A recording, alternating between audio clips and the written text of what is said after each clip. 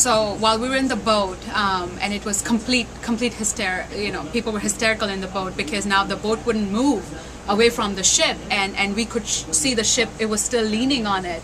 And I remember looking out and I saw the third deck where we were having dinner almost submerged in water, and that's when it hit me. We were like, oh my God, we were right there. And that now people are like speaking in different languages, but you can sense the panic in the words they were speaking, like, let's go, let's try and move away.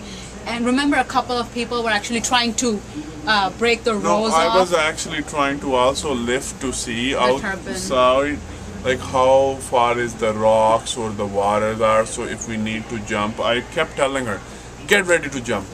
Whenever, because we didn't want to be under the ship, because that would have been game over. Yeah. Like, you could never have come out.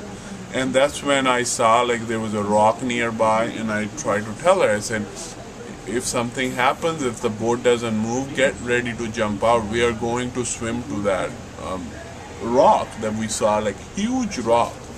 And we're just going to sit there and Coast Guard will come and get us. And at that time, I remember I told him, I said, I don't know how to swim. I don't know how to swim. And he kept telling me, he's like, you have your life jacket on, so you will be able to float. But just in case if we have to swim to the shore, make sure you don't hold too tightly on me because that's going to bring me down. So he asked me to just hold his hand and keep waddling my feet.